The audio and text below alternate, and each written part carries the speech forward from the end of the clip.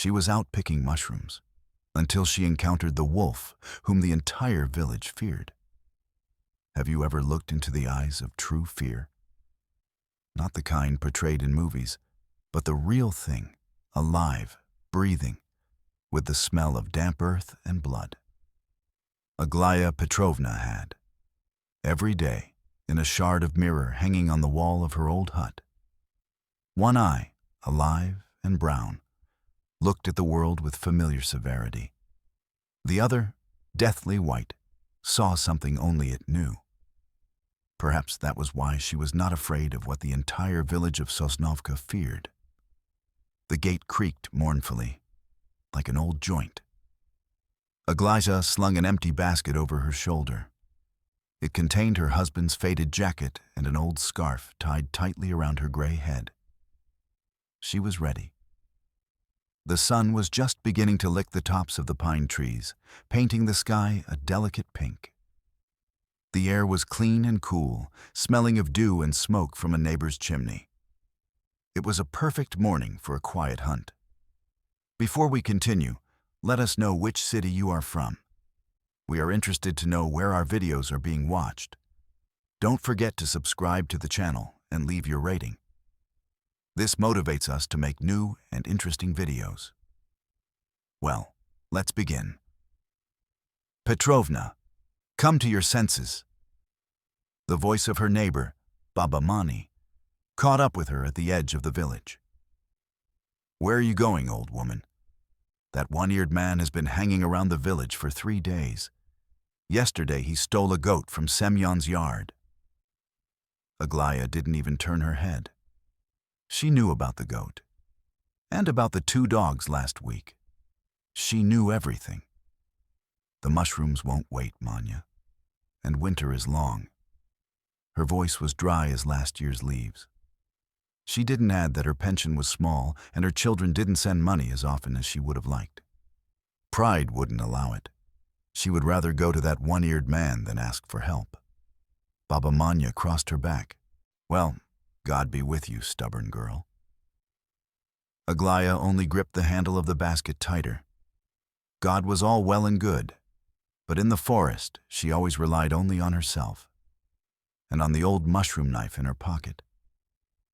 The forest greeted her with silence, that special morning silence, when the world had not yet awakened.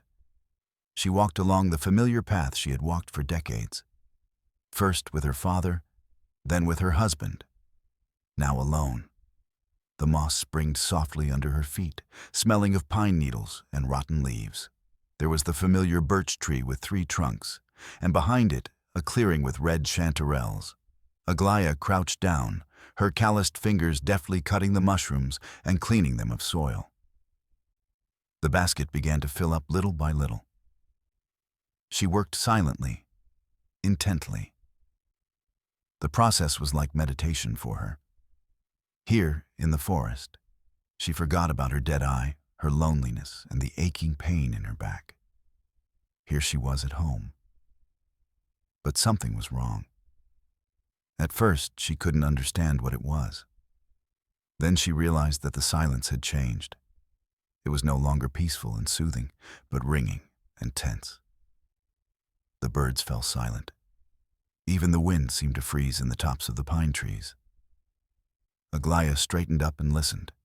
Her only seeing eyes scanned the thicket intently. And then she saw them. On the damp ground, crossing the path, were clear footprints. Huge, paws the size of her palm. She had seen many wolf tracks in her life, but never like these. Her fingers automatically found the cold handle of the knife in her pocket. Her heart, which seemed to have long since forgotten how to beat fast, gave a heavy, dull thump. One-eared. He was somewhere here, nearby. Anyone else in her place would have turned back. They would have run without looking back, leaving the basket and mushrooms behind. But Aglaya Petrovna was made of different stuff. The stubbornness that her neighbors considered her main flaw was now her only shield against fear. She slowly moved forward, deeper into the forest. Don't back down. Never back down. At the other end of the same forest, about 5 kilometers from Aglaya, another man was following the same tracks. Stepan Voronov moved almost silently, blending in with the trees. His old IS-58 rifle rested habitually on the crook of his elbow. Unlike Aglaya, he wasn't looking for mushrooms. He was looking for death. The death of a wolf, which had become an obsession for him. In his empty house, there was a single photograph on the table. A young man in army uniform. His son. A son who hadn't called in 5 years. He had left for the city and disappeared, as if he had been cut off. Stepan blamed himself for this. He hadn't given him enough, hadn't taught him, hadn't been able to keep him. And this guilt gnawed at him from within like rust. He tried everything. He tried drinking, but it only made things worse. He tried working himself to exhaustion, but the thoughts wouldn't go away. And then One Ear appeared. And in this beast, strong, cunning, and elusive, Stepan saw an enemy he could defeat. Defeating him meant proving, first and foremost to himself, that he was not yet broken, that he was worth something. So he studied the wolf's habits with the obsession of a scientist.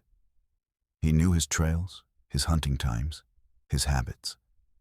He felt that today was the decisive day. The wolf was careless. Its proximity to the village and its daring attack on the goat suggested that the beast had either lost its fear or been driven to desperation. Stepan smiled at his thoughts. Desperation.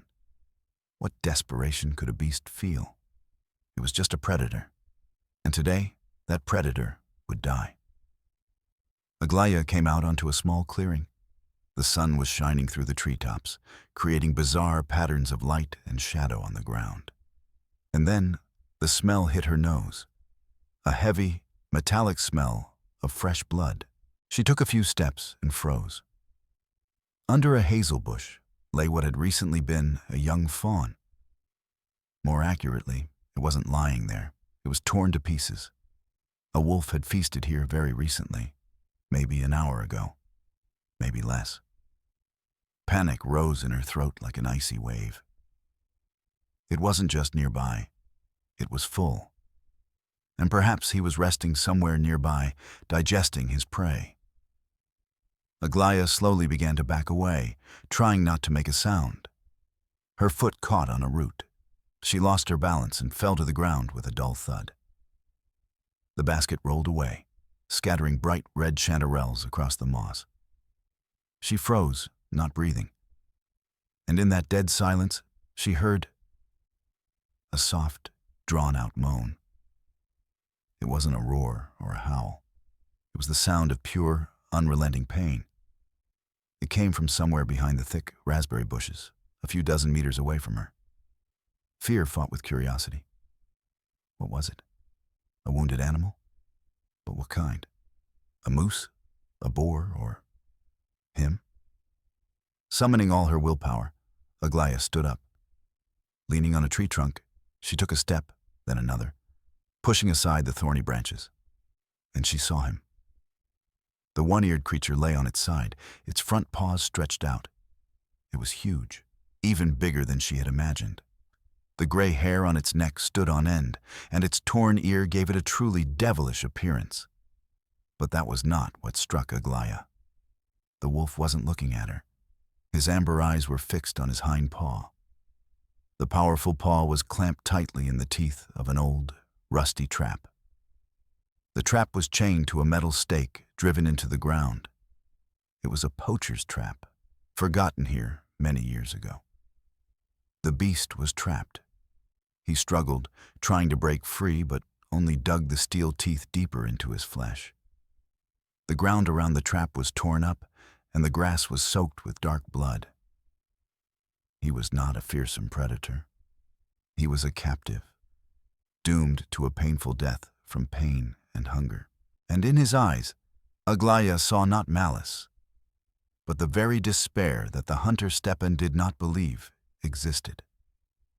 She stood 10 steps away from the wolf that the whole village feared.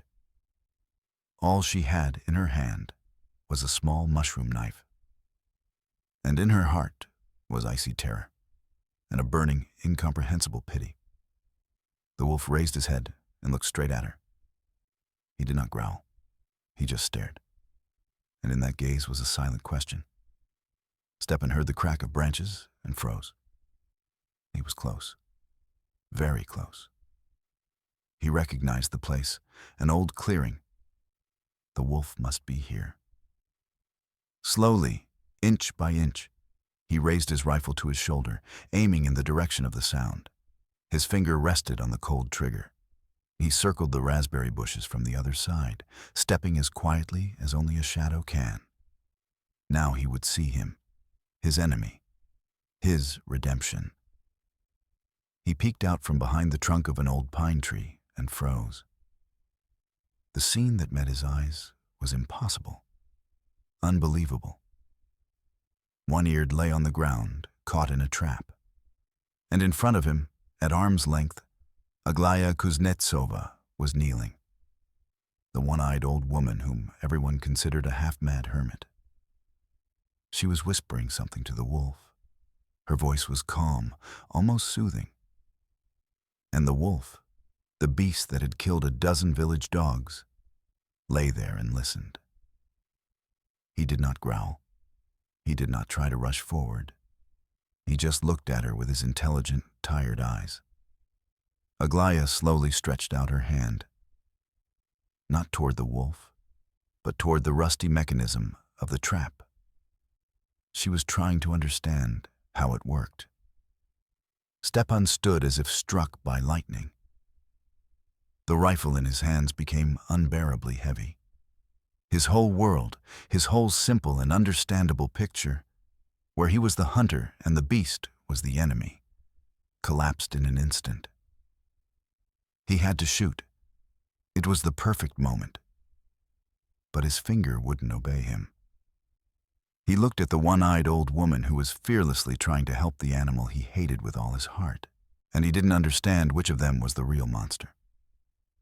Aglaya felt someone's gaze on her. She slowly raised her head and saw Stepan. He stood with his rifle at the ready, his face as pale as a sheet. Their eyes met. There was no fear in her eyes, only a silent plea.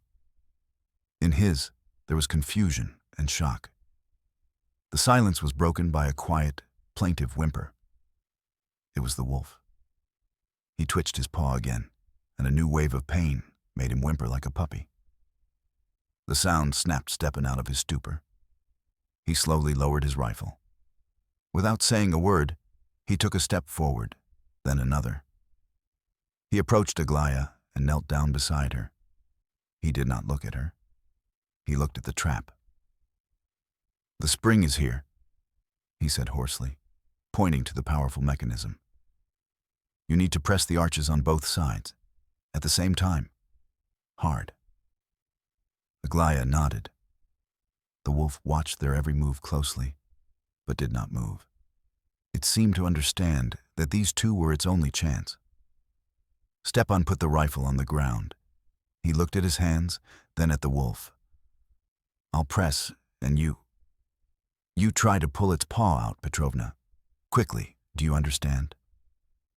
She nodded again. Her face was focused and serious. She was ready. Stepan took a deep breath, braced his palms against the rusty arches of the trap, and began to push.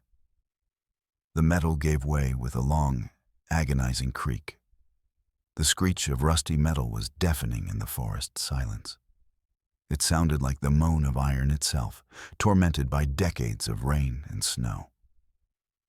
Stepan leaned on the arches with all his weight, his sinewy arms straining to the limit, beads of sweat forming on his forehead. His face was contorted in a grimace of superhuman effort. He did not look at the wolf. He looked at Aglaya's hands. They were old and covered with pigment spots, but surprisingly firm and confident. She did not hesitate.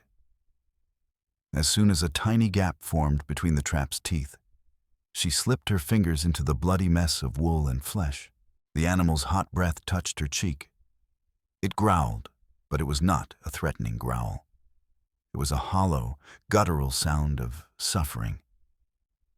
For a moment, its amber eye met her only seeing eye, and at that moment, she knew that it would not touch her.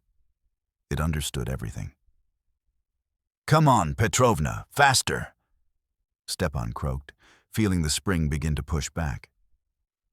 Aglaya pulled. Skin and muscles separated from the steel teeth with a disgusting, squelching sound. There was a loud click.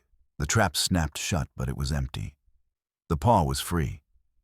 Nothing happened for a few seconds. The wolf lay motionless, breathing heavily. Aglaya and Stepan froze on their knees, afraid to move. Then the beast slowly, with obvious effort, began to get up.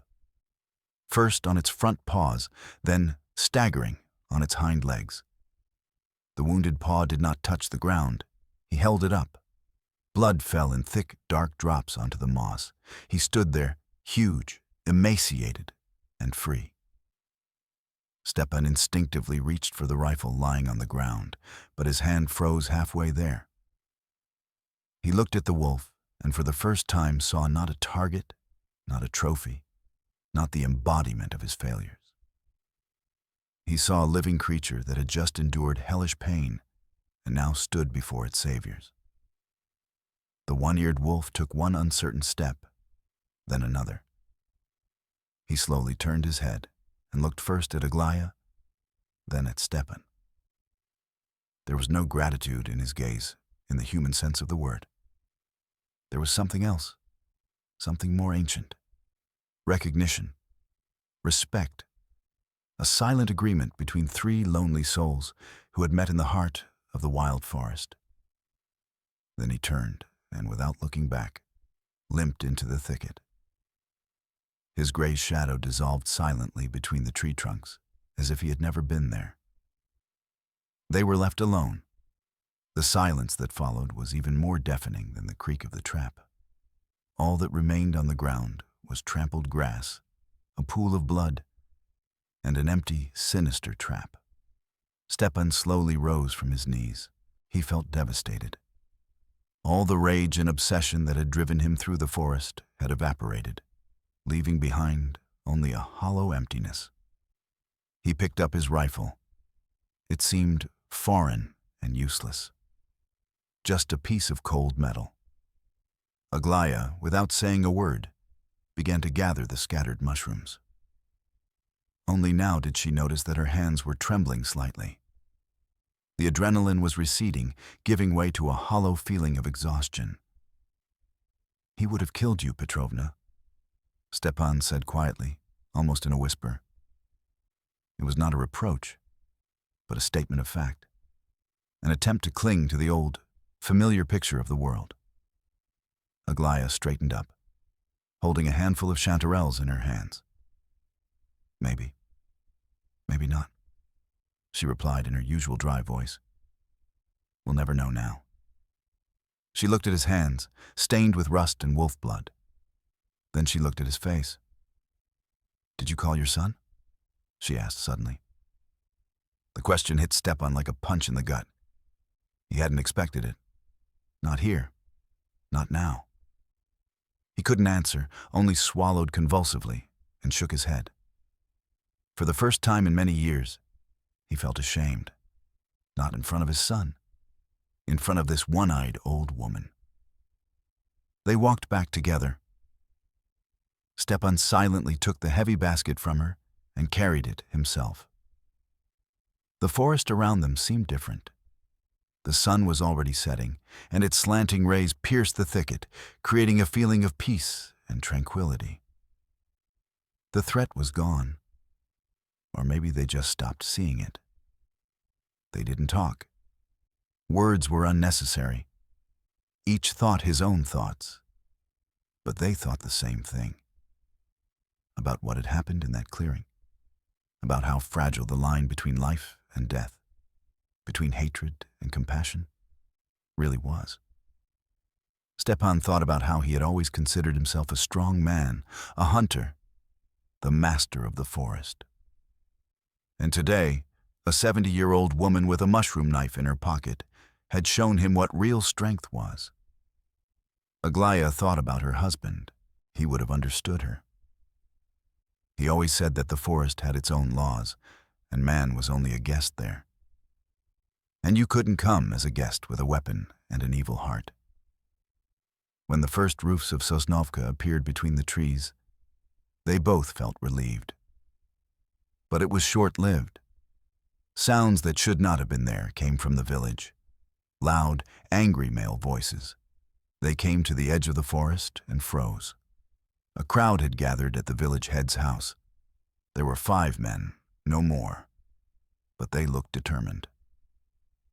The village head, Semyon, whose goat had been carried off by a wolf, was waving an old double-barreled shotgun. Next to him stood his neighbor with an axe on his shoulder. Even the young tractor driver Kolka was there, clutching a heavy tire iron in his hands. They were angry and frightened, and they were clearly going to take action. "Enough waiting," shouted Semyon, spitting saliva. "We'll deal with the beast ourselves, since our vaunted hunter Voronov is just sitting around in the woods." Stepan turned pale. Aglaya squeezed his hand tightly. They were too late. The village, driven to despair by fear, had decided to take justice into its own hands against the beast they had just spared. Stepan stepped forward, instinctively shielding Aglaya with his body. All his former uncertainty evaporated, replaced by cold, calm determination. He was a hunter. And now he was facing a pack, frightened, angry, and dangerous. "Here's our hero," Seaman squeaked, pointing the barrel of his old rifle at Stepan. "Had a nice walk, you devil? While you were out there sniffing mushrooms with your grandmother, we were deciding how to get rid of this creature." Stepan looked at him silently. His gaze was heavy as lead. He paid no attention to the rifle. He looked the village elder straight in the eye. Next to Semyon, Kolka, the tractor driver, shifted nervously from foot to foot. He was the youngest and most level-headed of them all. He lowered his crowbar when he saw Aglaya. "Petrovna, were you there too? Aren't you afraid?" Aglaya took a step forward, stepping out from behind Stepan. Her one eye sternly scanned the crowd. "It's scary, Kolya.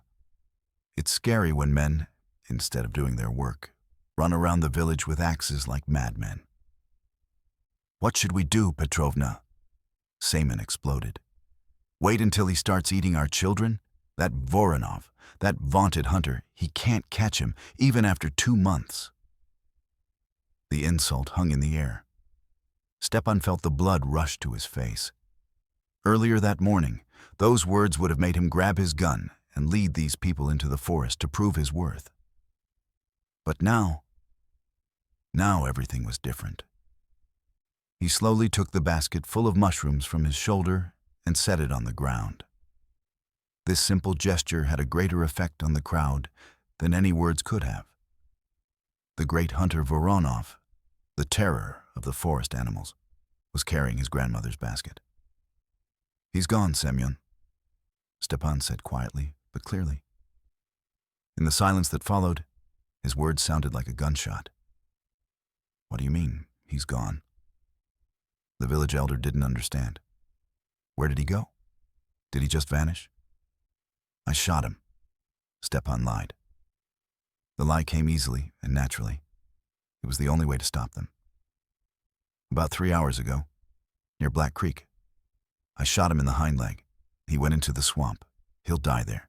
He won't come back." For a moment, everyone fell silent, digesting what they had heard. The lie was plausible. Black Creek, the swamps, the perfect place for a wounded animal to die. But Semyon was not one to take anyone's word for it. "Shot him. Where's the body? Where's the proof?" He narrowed his eyes. That's when Stepan faltered. He hadn't thought his story through. He opened his mouth to think of something, but Aglaya beat him to it. She came up close to Semyon, tilting her head back and looking at him with her one eye in such a way that he felt uncomfortable. "What proof do you need, you fool?" she hissed. "Blood on the moss? Or do you want Stepan to bring you a wolf's paw on a platter? I saw the tracks myself. He was barely dragging his leg. There was blood everywhere. If he doesn't die from his wounds by morning, he'll drown in the swamp. And you heroes are going to go out into the woods at night?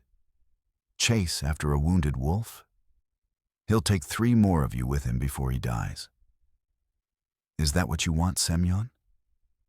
You have small children. Who will feed them if the beast maims you?" Her words had an effect.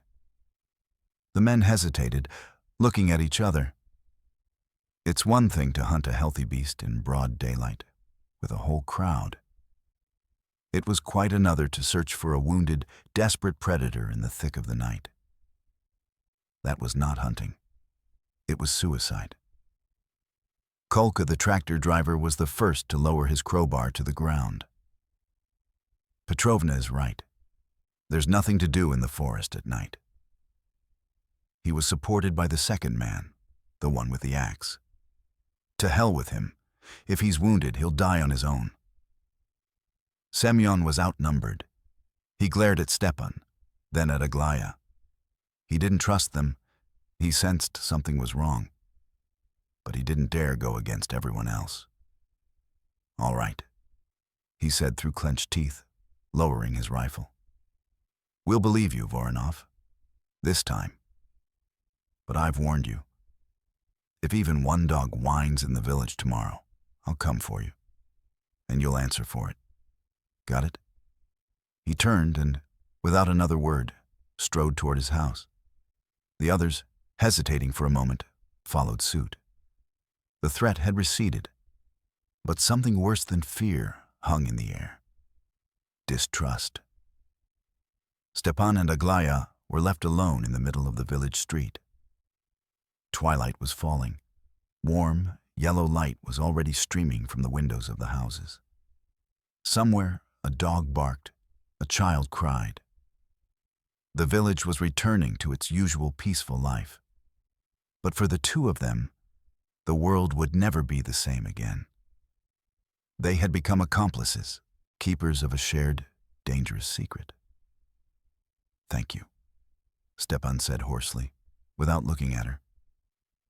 Aglaya just waved her hand. "You're welcome. I don't like it when fools run around with guns." She picked up her basket. "I'm going. I have work to do." She turned and walked toward her hut without looking back. Stepan watched her go. He felt a strange, unfamiliar connection to this old, one-eyed woman. She had saved more than just the wolf. Today she had saved him too. From himself. He went to his house. It was empty and cold. But for the first time in many months, he didn't feel lonely there. He opened the door, stepped into the dark porch, and froze. A faint smell wafted from the depths of the house, the smell of raw meat and wet dog fur. Stepan's heart skipped a beat. Slowly, groping, he found the light switch on the wall and flicked it. A dim light bulb flickered and came on. On the floor, in the middle of his kitchen, curled up in a ball and leaving a bloody trail on the floorboards, lay One-Eared. He raised his head and looked at the hunter with his amber eyes. He hadn't come to the village. He had come to him. Stepan froze in the doorway, turning into a pillar of salt. His brain refused to process what his eyes were seeing. A wolf in his house. The legendary One-Eared, feared by the entire district, was lying on his kitchen floor like an old, sick dog. He didn't growl or bare his teeth. He just stared. And in his gaze there was no threat, but some kind of last, desperate hope. His wounded paw was stretched out, and a dark spot of blood was slowly spreading beneath it. Stepan understood.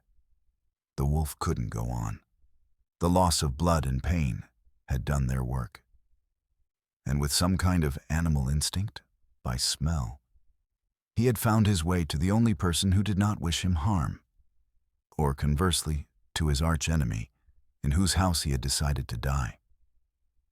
Stepan slowly, very slowly, closed the door behind him. Any sudden movement could be his last. He wasn't afraid. Shock had replaced all other feelings. He simply didn't know what to do. The rifle was still in the hallway. And could he even shoot now? Point blank? At a wounded, exhausted beast that had come to him in his own home? He took a step to the side, toward the table. The wolf followed him with his eyes, but did not move. Stepan poured water from the bucket into an old aluminum bowl and carefully placed it on the floor, a couple of meters away from the wolf. The one-eared wolf raised his head with difficulty and began to lap up the water greedily, choking. He was exhausted, dehydrated. Stepan looked at him, and something inside him turned over. All his hatred, all his obsession now seemed petty and stupid. This was not a monster in front of him. Before him was just an old, sick creature fighting for its life. When it had finished drinking, the wolf dropped its head back onto its paws and closed its eyes. Its sides heaved heavily. Stepan realized that if he didn't treat the wound, it would bleed to death by morning. He remembered his old first aid kit. Once, when his son was little and constantly scraping his knees, it had always been close at hand. He found it in the closet, dusty and forgotten. Peroxide, bandages, some kind of ointment. He approached the wolf. He crouched down next to it. The animal smelled of the forest, blood, and something else, something wild and primitive. "Well, you devil, shall we get you treated?" he whispered. The wolf opened its eyes. It looked straight at Stepan. There was no fear or aggression in its gaze, only endless, universal fatigue. Stepan carefully, afraid of causing pain, took its wounded paw in his hands. The next morning, news spread throughout the village. During the night, the village elder Semyon's dog had disappeared. It wasn't just missing. The chain had been broken, and there were drops of blood near the doghouse. There was no doubt. It was one-eared. He hadn't gone to the swamps. He hadn't died. He had returned, and he was seeking revenge. The panic that Aglaya had managed to quell yesterday flared up with renewed vigor. Semyon, black with rage, gathered the same men. This time, no one had any doubts. They took their guns, axes, and pitchforks and went straight to Stepan Voronov's house. They were sure that the hunter had deceived them, that he was covering for the beast, or maybe he was just a coward who was afraid to go after him. Aglaya saw them from her window. Her heart sank. She realized that something terrible had happened. Without thinking, she threw on an old coat and ran out into the street. She had to get there in time. She had to stop them. She ran as she hadn't run in 30 years, ignoring the stabbing pain in her side. She saw the crowd surrounding Stepan's house. She saw Semyon banging on the door with the butt of his rifle. "Come out, Voronov! Come out, traitor!" Stepan hadn't slept all night. He sat on a stool next to the wolf, changing its bandages and listening to its heavy breathing. By morning, the animal was feeling better. The fever had subsided. It even ate a piece of meat that Stepan had brought from the cellar. The hunter and his former enemy spent the night under the same roof, in a silent truce. When there was a knock at the door, Stepan already knew what to do. He looked at the wolf. "Well, friend, it's time for you to go. Only now for real." He opened the back door, which led to the vegetable garden, and from there straight to the forest. The wolf, as if understanding everything, slowly got up. He was still limping badly, but he could stand on his wounded paw. He approached Stepan and nudged his hand with his large head for a moment. It was a farewell. Then he went out into the garden and disappeared into the morning mist. Stepan closed the door, took a deep breath, and went to open the door for his guests. He was ready. He knew they wouldn't believe him. He knew he would be judged. But he didn't care. Last night had changed him forever. The door swung open. Stepan stood in the doorway, calm, confident. He didn't look like a man who was afraid. "What do you want, men?" he asked, looking around at the crowd. "You're finished, Voronov," shouted Semyon. "He killed my dog last night, and you lied to us. You're covering for him." He tried to push Stepan aside and rush into the house, but Stepan stood his ground. "There's no one there," Stepan said firmly. "And I didn't lie to you. The wolf is wounded. He couldn't have killed your dog." "What are you talking about?" Semen screamed. "What do you think this is?" He pointed to the ground at the threshold. On the porch, right at Stepan's feet, lay a fresh, still warm wolf's paw, severed, with a piece of familiar gray fur. And next to it, on the boards, was a single crooked symbol scratched into the wood. A cross. The crowd gasped. Everyone looked at the paw, then at Stepan's pale face. It was a message, cruel and clear. Someone else had been in the forest that night. Someone who had found One-Eared wounded, someone who was even more ruthless than the wolf itself. And that someone was now here, in the village. At that moment, Aglaya ran up to the house, out of breath. She saw the severed paw, the faces of her fellow villagers contorted with horror and anger, and realized that everything had gone according to the worst-case scenario. Her lies and Stepan's lies had turned against them. And now they were threatened not by a mythical man-eating wolf, but by a very real, two-legged beast that had decided to take justice into its own hands. The silence that hung over Stepan's porch was thicker than the morning fog. The men, who a minute ago had been ready to tear the hunter to pieces, now looked at each other in confusion. The severed paw on the threshold changed everything. This was no longer just a wolf that had killed a dog. It was a challenge, a demonstration of strength, and cruelty that frightened even them, who were accustomed to the harsh village life.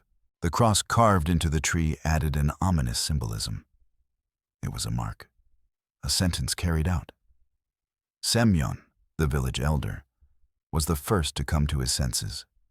His face turned from crimson to ash gray. He realized he had accused the wrong person. "Who?" he croaked, looking at Stepan. "Who did this?" Stepan was silent, staring at the terrible find at his feet. His brain was working feverishly, piecing together the scattered pieces of the puzzle. The wounded wolf, its departure at dawn, and this trophy. Who could have tracked down a lame, weakened beast in the pre-dawn twilight? Only a very experienced tracker.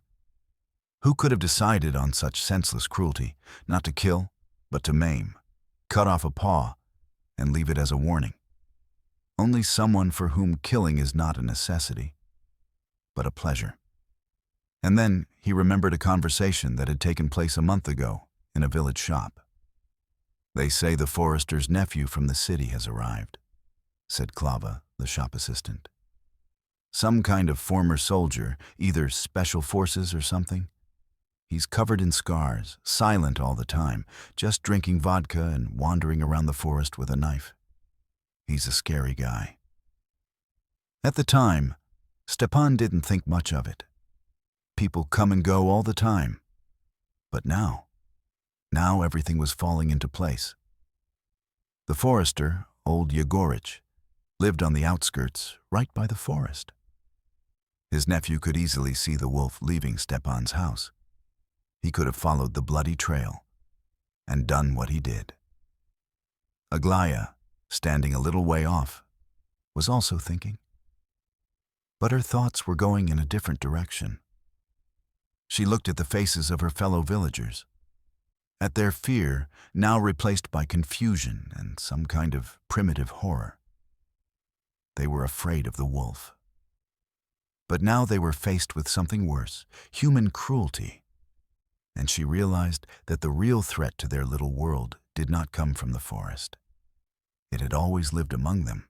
It wasn't a wolf that killed your dog, Semyon. Her voice was quiet but so commanding that everyone turned around. The chain has been cut, not bitten through.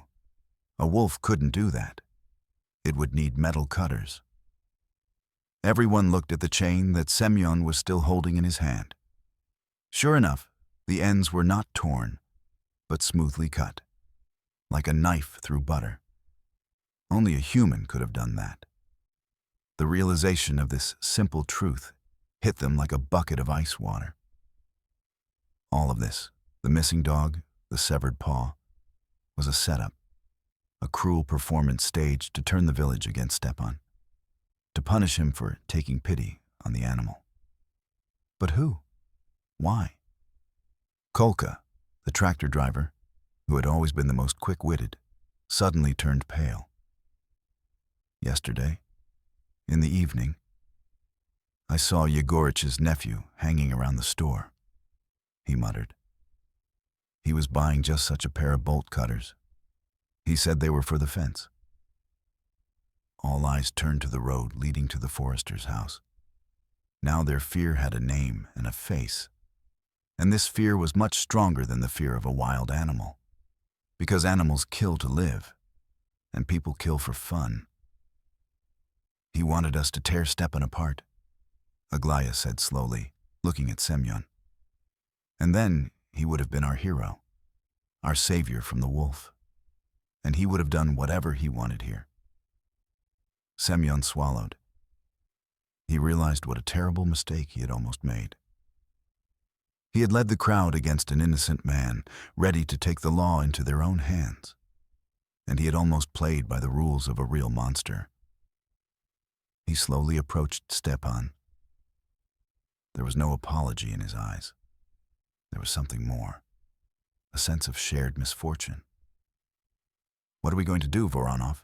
He asked. Now there was no hunter and no village elder. There were just two men facing a common threat.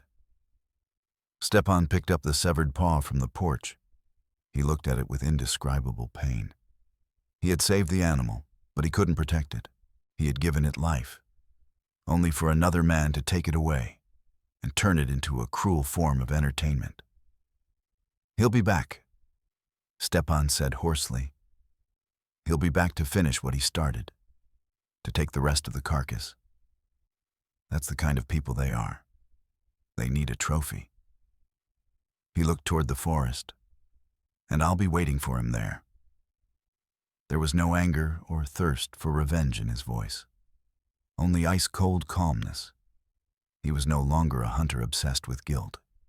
He had become a protector.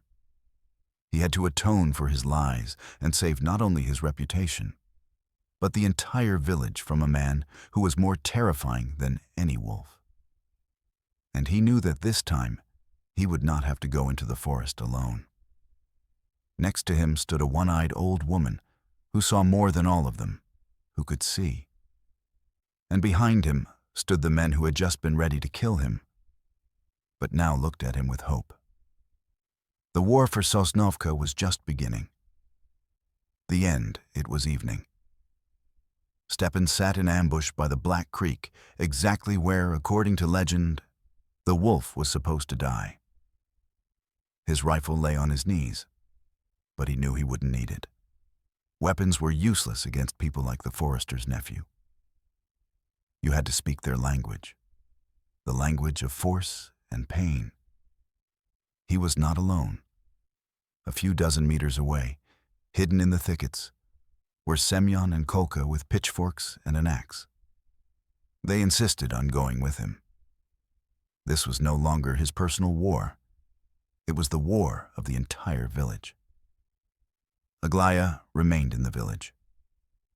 She sat on her porch, looking at the darkening forest, silently sorting through her husband's old cartridges. She did not know how to shoot, But she knew that if the men did not return, she would be the last line of defense. She waited. The forest was quiet. Too quiet. And then he appeared. A tall, broad-shouldered figure with a large backpack on his back. He moved confidently, like the master of the place, the forester's nephew. He approached the stream and began to examine the ground, looking for traces. He was looking for his prey. Stepan slowly rose to meet him. "Looking for something?" His voice was calm. The guy flinched in surprise and turned around sharply. His scarred face was twisted into a malicious grin. "Ah, the hunter. Decided to finish the job after all? I even helped you. Made it easier for you." He patted his backpack, from which a dull thud could be heard. Stepan realized that it was the remains of one ear. "Why?" Stepan asked. It was the only question that tormented him. "It's boring here," the guy grinned. "There's no entertainment. But this way, I shot a wolf and watched you guys fight each other. It's fun." At that moment, Stepan realized that he was facing pure evil. Unmotivated, senseless. He took a step forward. He wasn't going to fight him. He was going to break him. What do you think happened to the forester's nephew after this encounter in the forest?